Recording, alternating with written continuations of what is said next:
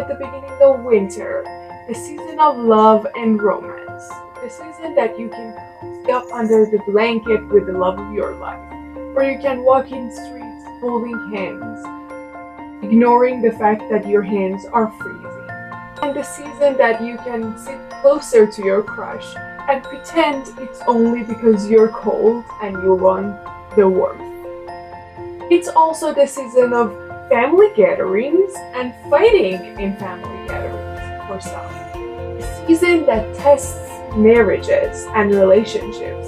Lots of breakups happening, lots of family dramas. And with that, we're going to today rank my favorite couples of the books that I've read.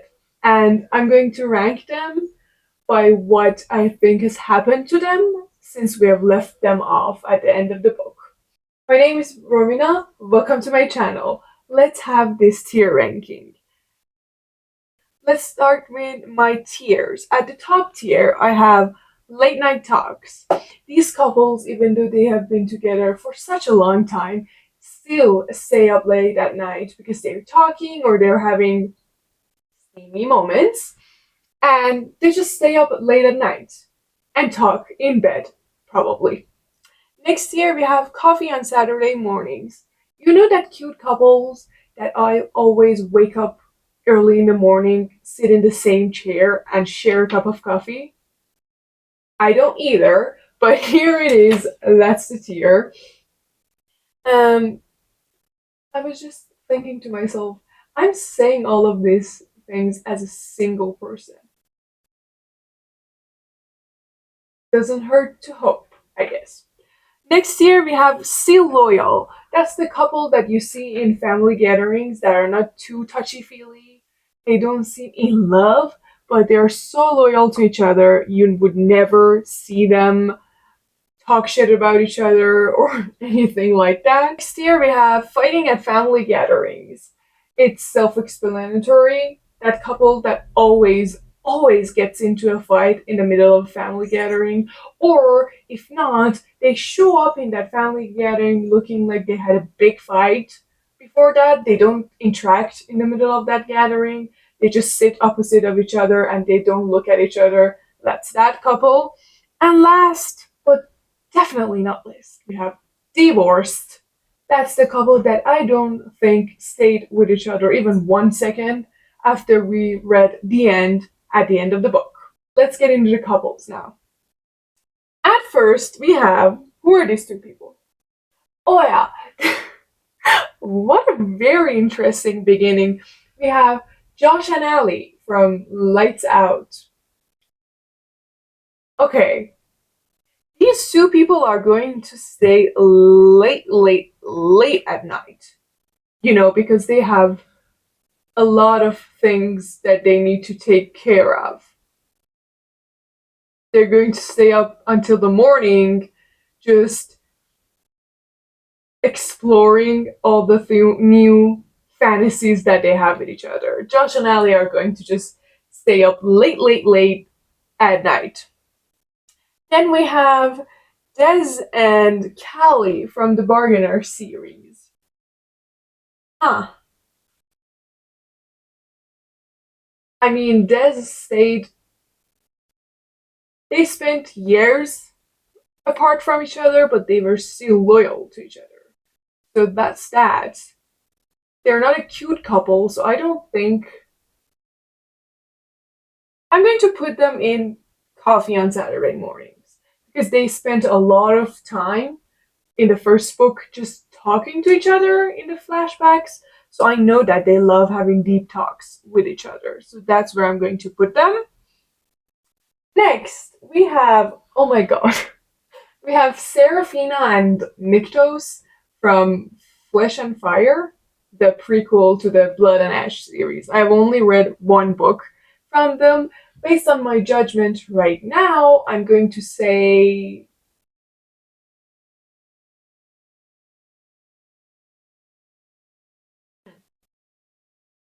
okay, I'm only at book one, so take this with a grain of salt. I'm going to put them in Still Loyal because I didn't see that perfect soulmate vibes from them. I just saw that they were really, really attracted to each other, and I know they would kill for each other. So probably will be loyal to each other until forever. Don't know if they will spend a lot of time talking or, getting to know each other. I'm going to change my mind if the next book just changes everything. Next, oh my god, why are all of these basic ones coming at first? Why wasn't Zayden? I want to be that special person who says these two people just lust over each other. I know. I know. Okay? I know that that's true. I know that it's technically like not like soulmate wives and they love each other. But I just get that vibe from them.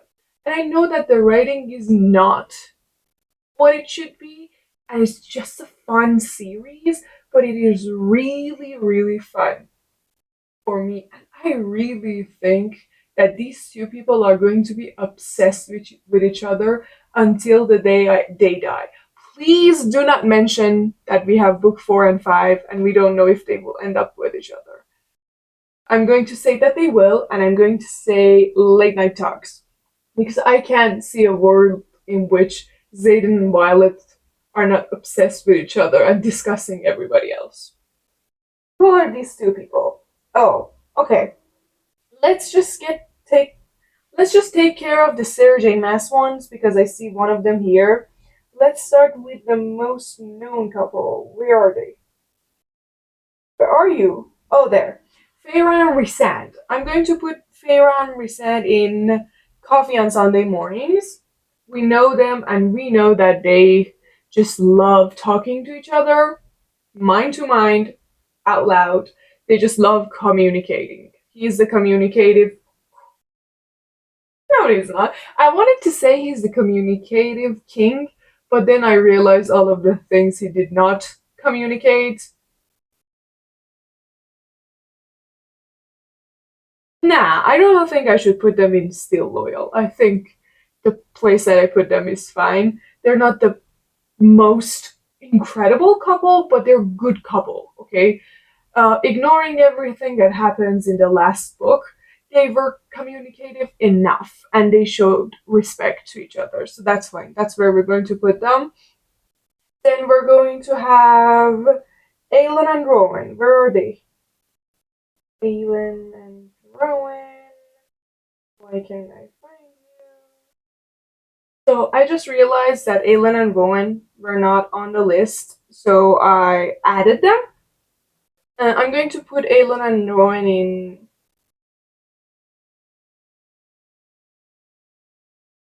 I like them better than Feyre and Rysand, but not too much that I think they should be in. Yeah, I do. Late night talks. They're soulmates. I don't know what to tell you. They're soulmates. They walked through everything with each other. Okay, they are the whatever to whatever end king and queen.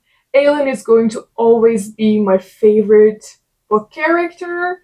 I'm not talking about Sarah J. Maas in this video. I have a lot of problems with her. I'm just going to stick to the characters and say that I love Aelin and Rowan, and they're going to be in late night talks. Okay, then we're going to get to the next one, which are Adrian and Lysandra divorced.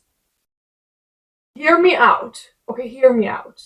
I had a very big crush on Adrian the first time we met Adrian in Air Fire, and then we got into Queen of Shadows and Empire of Storms, and Adrian just gets he keeps getting worse and worse. He's that toxic masculinity kind of man, and he's a ninja. Some of his reactions are just so immature. And I don't know, I'm not saying that I hate Aiden, he's fine. I'm just saying that I cannot see a world in which Lysandra, the person that she is, the independent, very strong, stubborn woman that she is, can handle being with Aiden for a very long time. I just cannot see that relationship going anywhere. So I'm going to put them in divorced. Sorry, okay? Sorry. Who do we have? Irene and Kale. Irene and Kale. Coffee on Saturday mornings. I know that a lot of people do not like Kale. He was really bad in Air Fire. Oh my god. But he gets better in Queen of Shadows. And Tower of Dawn is a total redemption arc for Kale. I think that people don't like him because he's the most basic man ever. So you can go in the streets and meet Kales, and they are the good kind of men. We have worse kinds of men in our world. I just think that people wanted more from fantasy men. But I think Kale was good enough. He spent his whole life believing something that was wrong, and when he realized that he was wrong, he was able to change that belief system. That's a very hard thing to do, and I'm saying that as somebody who lives in a country where a lot of people, in which a lot of people have some disgusting beliefs, and they are not capable and willing to even considering changing those beliefs, even though you can prove it to them that you're following something that is so corrupt and criminal and disgusting. But they will say no until the day they die. So I really respect the fact that KL could change his belief systems. And Irene is my lovely girl. I want to be a doctor, so I saw Irene as a role model, and I loved the fact that she was strong but still kind, and she was such a contrast to Aelin and Minon, because they were the angry, powerful kind of girls, and Irene was the kind, powerful kind, and I loved the fact that they were both in there and both respected. And their couple is beautiful. They had a very beautiful connection, and I liked them together. Then we get into Menon and Dorian fighting at family gatherings. I love Menon. As a bisexual, I have the biggest crush on Menon you could even imagine. Ever imagine. And I have the same crush on Dorian. Again, bisexual. The biggest crush on Dorian too. And I love their spicy scenes. I just don't see them as in love and soulmates. I see them as attracted to each other. They're great in bed, but I think they're going to have lots and lots and lots of fights. A lot of fights at family gatherings. I don't think they're going to get divorced, but I think they're going to have a lot of fights. Do we have anyone else from that series? No, that were the yeah, that were the couples. Let's get back into the order that we had here. We have Lila and Kel from Shades of Magic. Yes, that's it. Divorce. Still loyal. Divorced. I'm so sorry. I just couldn't see the connection between them. I liked their dynamic as they were doing the magic stuff, but I couldn't see them as romantic partners. They just didn't match each other's vibes. I couldn't see it. Okay, there was no romantic tension between these two people. It was so forced. As a gay person, a sapphic girl, Delilah is not straight. I don't know why V. Schwab wrote her as straight, but she is not. She's a masked lesbian. I'm just saying that it's a fun thing. I'm just saying that my gay radars were like, gay, gay, gay, gay, gay. And I was like, oh, she's going to choose a straight relationships. Maybe she's bi. But that straight relationship didn't even work out. I couldn't see it in them. But now that we had Kel and Lila, let's have Ryan Alucard. Coffee on Saturday mornings. They were a gay side couple, and they were not even together that much, but oh my god, tortured, yearning, in love, they're going to spend every single day of their lives sitting and just talking and talking and talking and teasing each other and having fun. Love Alucard and Rye. Perfect couple. Then we have, who are the two of you? Seriously, who are these people? Why don't I remember? I'm the one who added these photos, but who is she and who are you? They are January and Gus from Beach Read.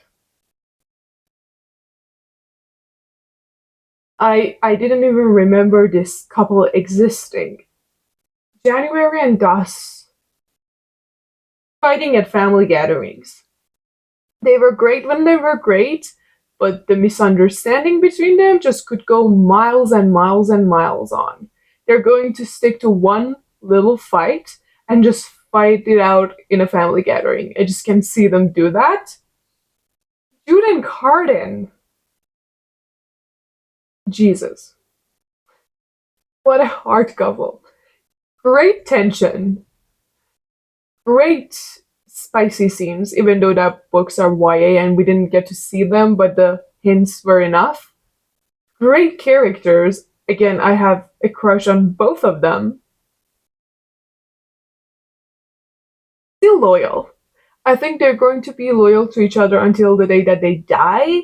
I think that tension is going to burn itself out and they're going to be a very normal, healthy kind of couple that are still loyal to each other, but I can't see them being madly in love with each other. I don't think they were in love. I think they were obsessed. And I think that obsession is going to just go away in time and they're going to just be loyal to each other. Then we have Scarlett and Julian from Caraval.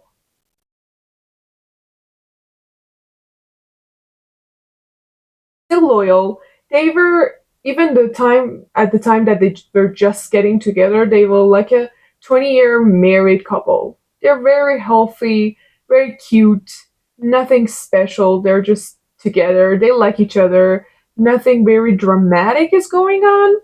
They're just going to be loyal to each other, I guess. Okay, now that again we had those two, let's find Donatella and Legend fighting at family gatherings. I couldn't see the connection between them. I think she just randomly picked two people and we're like, okay, we're going to make them a couple for the second book, Legendary. No. I could see Julian as Scarlet, even though they had a very short book, but I couldn't see Donatella and Legend. They're going to just fight it all out at a family gathering, and Scarlet and Julian are like going to be like, ooh, this is a red flag. Let's not do that. And Evangeline and Jax. Evangeline and Jax. Still loyal. Again, I couldn't see that burning love between them. That connection was just missing for me. I was enjoying the book while reading it. But then after finishing it, I was like, I didn't like it as much as I thought I loved it.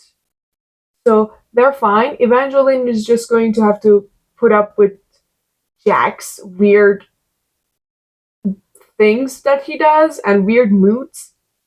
And Jax is just going to be Jax. Hot man. Love him. Love Evangeline too. But I don't think as a couple they are that strong.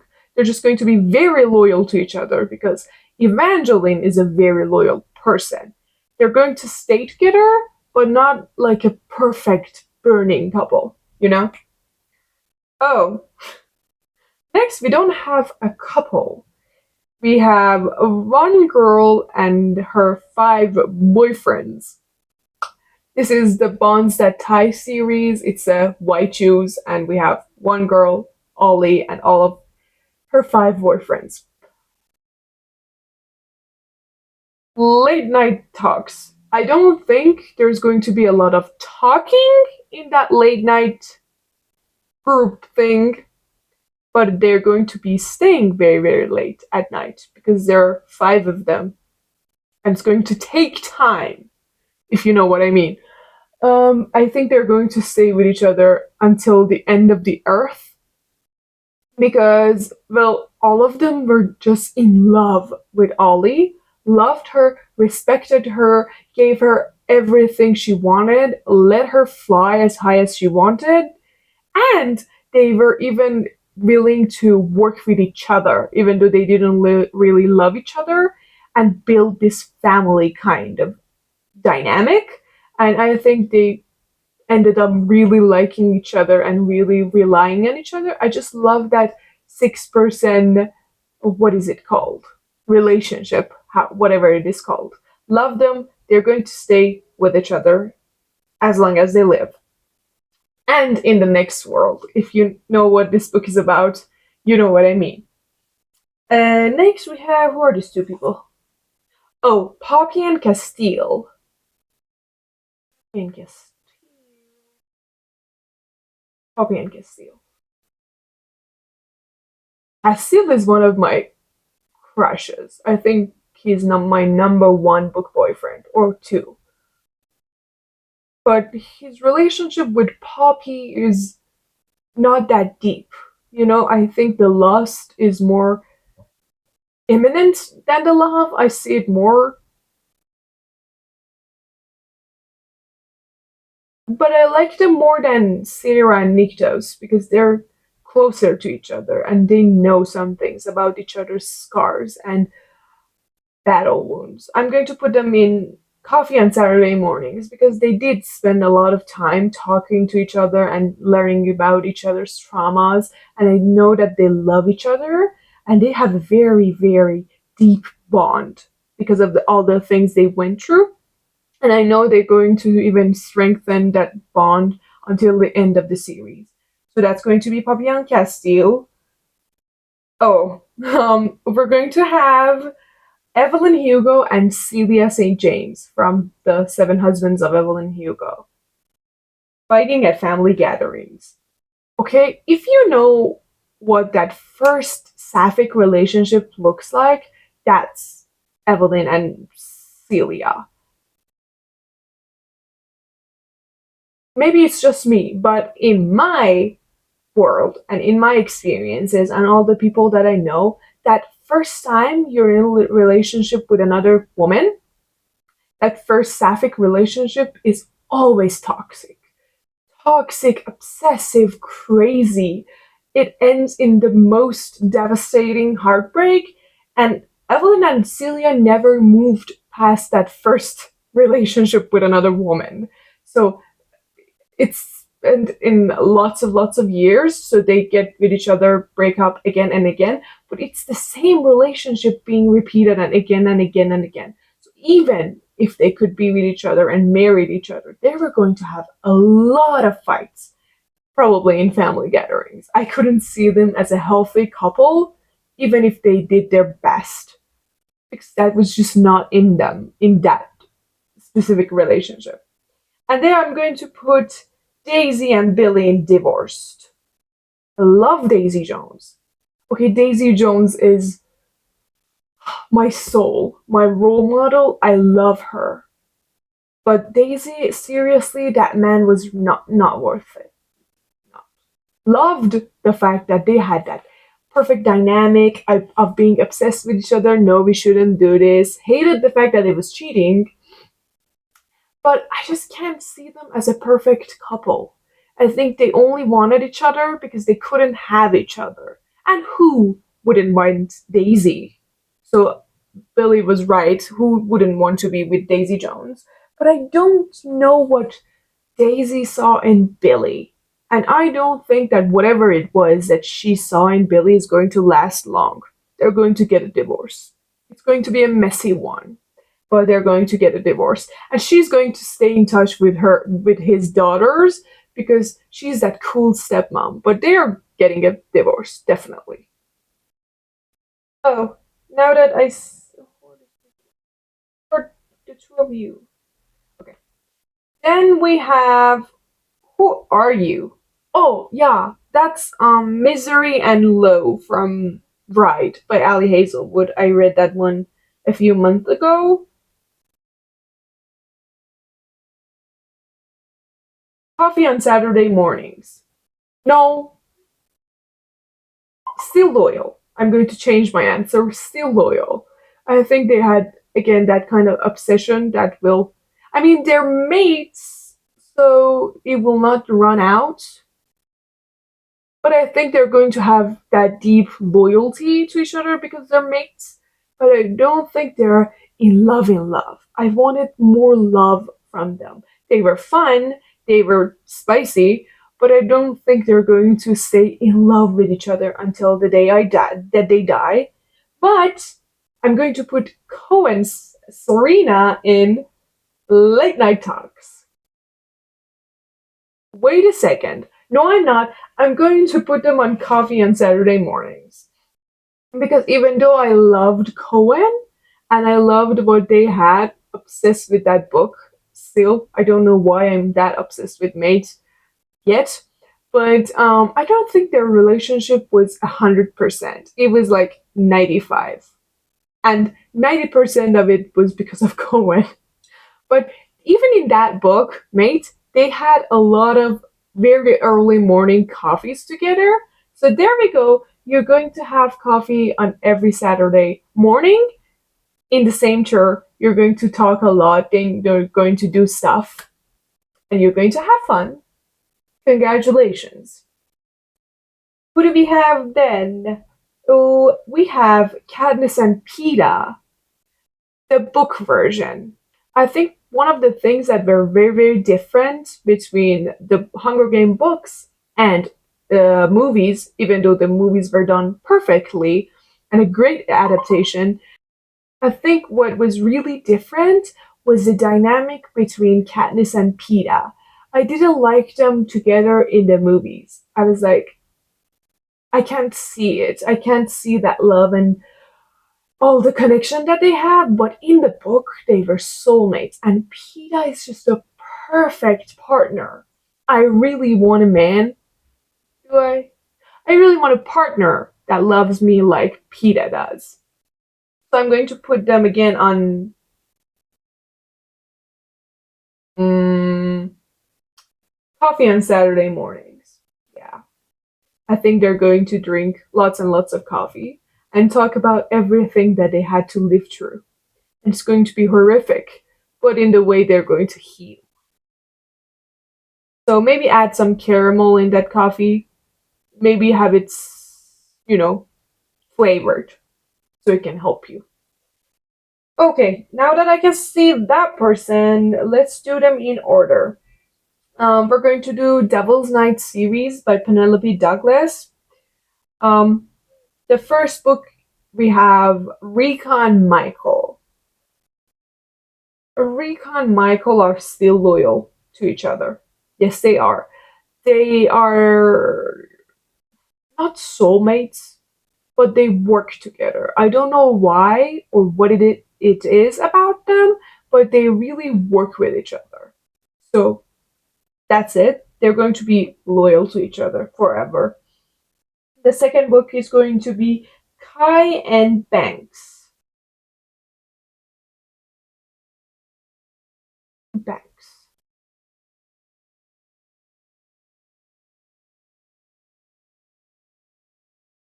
Uh, they are not the coffee on Saturday mornings type of people because they didn't really talk that much with each other. The communication was not there. But they are not the late night kind of people. They're going to stay up late, but I don't think that's what I meant by that tier.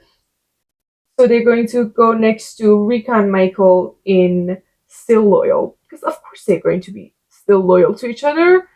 That confession scene, Banks is great. Again, Banks should have also been gay. All the gay vibes were there. And then we have Damon and Winter, Late Night Talks, Soulmates, Toxic, but Soulmates. I couldn't even imagine in the first book that I'm going to be in love, obsessed with Damon Torrance, but here we are. I just love Damon and Winter. They're going to stay late at night, talking, doing other stuff, having babies. I don't have Whelan and Mary because I haven't read the last book yet. When I do, they're going to be added to this list. But until now, I haven't. Then we have another not couple, four boys with one girl. So another white Jews and what are they called? I don't know. Why what do you call it? We have the losers duets. So we have Jessica. Oh my god, the names just suddenly left my brain. Jessica, Manson, Jason, Vincent, Lucas. There we are. Late night talks. They had that trauma bond. The we will kill everybody that is not us. The us against the world vibes. Oh my god. And the fact that the boys were also boyfriends made it better. The scenes in this one, creative. I had a crush on, not Jessica, I had a crush on Manson, my guy. And Vincent, oh my god. Vincent is crazy. They're going to stay with each other until the day they die because I can't really see them living apart. They have a very toxic, codependent, in love, obsessed relationship with each other. So that's where they're going to go. Now we have Kaz and Inej from Six of Crows. Here's the thing. I love Kaz and I love Inej. And I love them together. But I think that being in a relationship with somebody like Kaz Brecker is very hard. I've been there. Trust me. It's very hard. And no matter how much you love them, there's that point that it just exhausts you. That you love them this deeply and you're trying so hard, and they can only give you so little, and you know they cannot give you any more because that's all they have. But it is still very frustrating, and I cannot see them really making a healthy couple because there's always going to be something lacking between them, even though they love and respect each other so much. So I'm going to put them in still loyal because no matter what happens, they're going to stay loyal at each other. But I don't think they're going to make a great couple. I think they're going to break up and just be that very loving ex that will always protect you kind of people for each other. Why do I have two Kazanin edges? Okay, that's the same thing. I'm going to put them. Okay, let's just put that at the end and forget it was there. I have two Kazas and in edges. Okay. Next, who do we have? Who are you? Oh yeah. These two people are Maya and Connor from Inappropriate Summer Romance. That's not what it was called. Was it called Inappropriate Summer Romance? Hold on. Why am I doubting myself? What was that book called? Problematic summer romance. Inappropriate. Imagine if she just named it inappropriate. Okay. Problematic summer romance. I'm going to put Maya and Connor in fighting at family gatherings. Maya loved that man, and he loved her, but again, they fought over really tiny things. So they're going to have one misunderstanding and they're just going to ruin the party because they're just going to be in a fight and they're not going to speak to each other and they're just going to ruin the family and the friend dynamic there. And I can't see a world in which Connor and Maya are going to be healthy, in a very healthy relationship. They're going to communicate and they're going to be loving towards each other. Nah, love them, love the age gap, love Maya. I just can't believe that they're going to spend the rest of their lives together, kind of people. Okay, now I didn't find a fan art or any kind of art for these two people, so I have the book cover here. That's Margot and Olivia. Yes, from Count Your Lucky Stars. Late Night Talks. They had a history with each other, They're a very healthy sapphic couple, which is hard to find. They knew each other a lot. They communicated fine, not perfectly, but fine enough. Yeah, they're going to stay late at night in the kitchen with Darcy and Ella, who I just realized that they are not here, but they're going to spend time with each other talking. For these two people, that's Ivan and Clementine from the 7 Year Slip late night talks. Soulmates in love are going to always be in love, going to talk and over talk about everything. They communicated in the next level. I couldn't believe that two people could communicate this much with each other. Love them. They're going to be there. Then we have Milo and Prudence from People Watching by Hannah Bonham Young.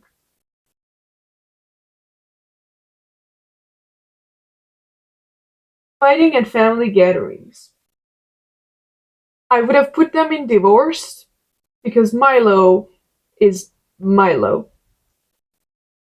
Miscommunicative king. But I cannot see Prue, because I'm really similar to Prue, ever getting a divorce from this man. He's going to be very good and loving and open one day and not at all communicate in the next 29 days of the month. But Prue is just going to stay for that one single day because she's me and I'm her and I get her. That's going to be Prue. So they're going to fight a lot at family gatherings, but they will not divorce because they're still in love with each other. They're in love, they're just toxically in love. Who are these two? Oh, yeah. Remember when I told you that Ella and Darcy were not here? I have a picture that reminds me of them here. Ella and Darcy are going to coffee on Saturday mornings. Ella was also a communication queen, but Darcy was not. So they're not going to have late night talks, but they're going to be waking up in the morning, sitting in front of their porch, sitting on their porch and just talking about shit. That's Ella and Darcy. And we have the couple I'm obsessed with, and they're obsessed with each other. Andrew Miniard and Neil. Late night talks. They're going to sit behind a window smoking cigarettes and talking very, very, very late at night. They have a lot of trauma to share with each other. And there is no world in which Andrew's obsession with Neil is going to lessen. They are obsessed with each other and they are in love and the tension between these two is crazy. And I loved reading from them. I really want to reread that series. I can't even describe to you how much I love these two people. And I love them with each other. Last, we have the last couple who I cannot even recognize from the picture. And that says a lot. Who are the two of you? Let's check. I don't remember that girl.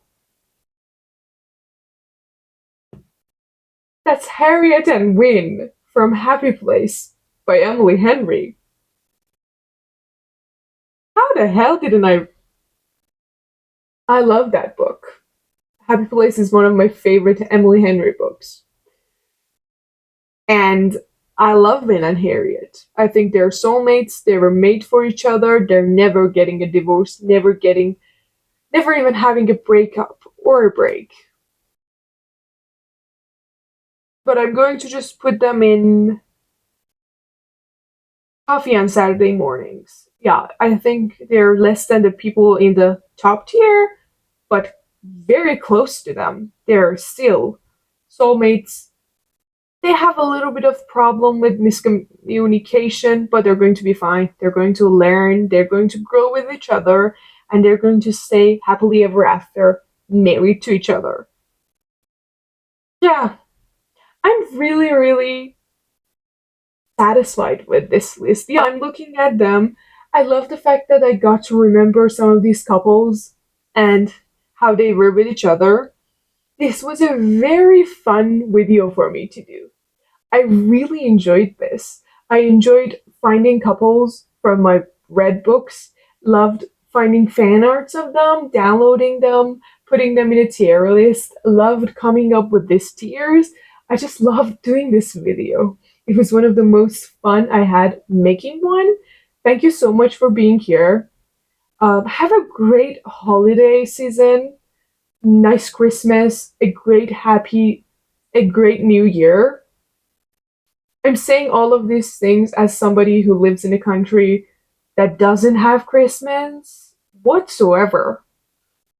And the new year is not now, it's in 3 months. So Christmas is very far concept for me. I love the vibes, and I always try to read a lot of Christmas novels to have that vibe. We just don't have it in my country. But Merry Christmas to you. It's still early, but I wanted to say that. And I hope you enjoy your winter with the love of your life. Or if you're single like me, hi. Let's hope we find somebody this winter. Maybe this winter it's going to happen to us. And if you're an asexually romantic who doesn't want a relationship, good on you. Have a perfect winter on your own. Go to your favorite cafes, drink whatever you want, have perfect pastries, and let's hope we're going to have a great winter together. Let's just cross our fingers that this winter is going to be great, because last one was not it. See you in the next video. Thank you for watching.